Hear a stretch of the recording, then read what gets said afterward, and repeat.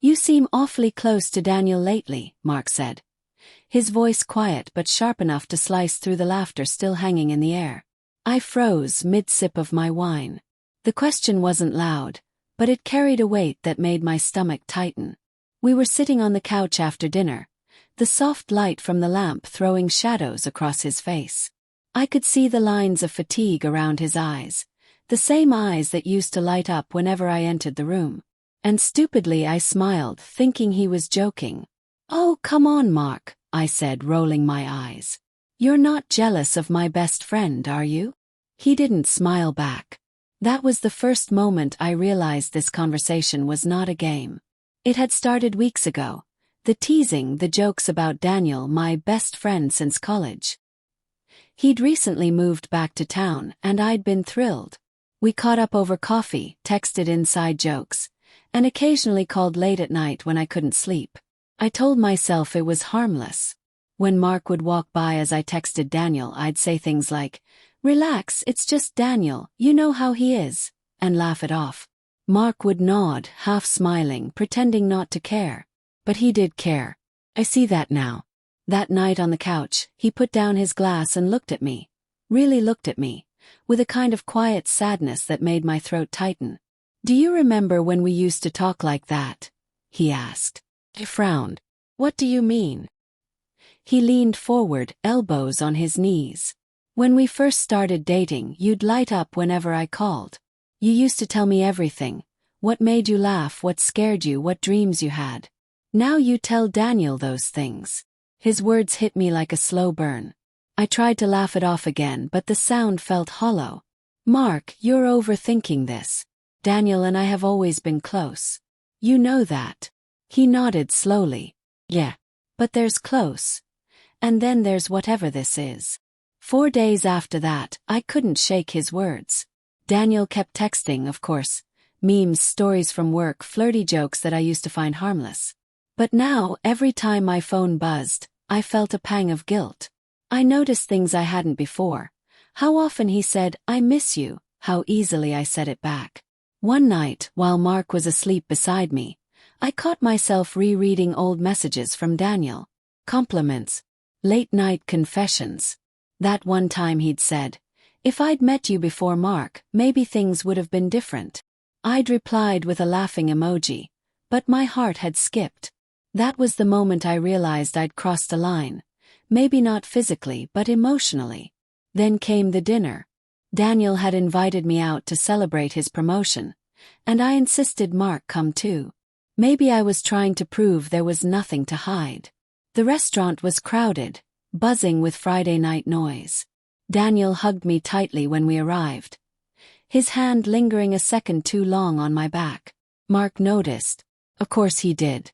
Throughout dinner, Daniel kept making those inside jokes, the ones that left Mark quiet, awkwardly smiling while I laughed too hard. At one point, Daniel leaned in and said, "Man, Mark, you're lucky. I've been trying to steal her from you for years." It was a joke. But Mark's jaw tightened, and something in his eyes dimmed. On the drive home, silence filled the car like fog. Finally, I tried to lighten the mood. "You're being quiet. Don't tell me you're actually jealous of Daniel." Mark glanced at me, his voice calm but trembling beneath the surface. "You think it's funny, don't you? You think it's a joke to see how far you can push before I break." I swallowed. "Mark," he interrupted, his tone soft but deadly steady. "Do you know what it feels like to watch the person you love pull away inch by inch? To hear them laugh at someone else's words, the way they used to laugh at yours?" I didn't know what to say. My throat closed up. When we got home, he didn't slam the door or yell. He just said, "I'll sleep in the guest room tonight. You probably need space." It was the gentleness in his voice that broke me. Over the next few days, something in our house changed. Mark stopped asking where I was going, stopped waiting up for me. He started working late, leaving before I woke up. And Daniel noticed the shift too. He called one night while I was washing dishes. "Hey," he said. "Everything okay? You sound off lately." I hesitated. "Mark and we're not great right now." Daniel sighed. He's probably just insecure. You and I are close. Some guys can't handle that. That sentence twisted something inside me. Daniel, I said quietly. Do you think we've gone too far? He laughed. What do you mean? I mean emotionally. I've been leaning on you more than I should. I think it's hurting my marriage. Silence. Then softly. If he can't make you happy, that's not on you, Maya. The way he said my name, it felt like a confession. That night I couldn't sleep. I got up to get some water and found Mark sitting in the living room, staring at his phone. He didn't look surprised to see me. Just tired. Maya, he said, can we stop pretending this is okay? Froze. What do you mean? He turned his phone around. On the screen was a message, mine, from earlier that day. I wish things were simpler. Maybe in another life, Daniel. I'd meant it as a half-hearted expression of confusion. But seeing it there out of context, it looked like betrayal. I felt my knees weaken. Mark. I didn't. He stood, cutting me off gently. You didn't cheat. No. But you stopped choosing me long before that message. Tears blurred my vision. I didn't mean to hurt you. He nodded. I believe you. But you did. He walked past me to the door, grabbed his jacket and left. He stayed with his brother for a week. The silence in our house was unbearable.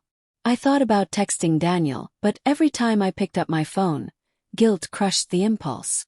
Then one evening Mark came back. He didn't look angry, just resolved. He placed a small box on the table.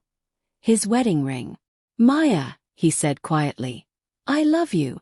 But love isn't enough if I'm the only one fighting for it.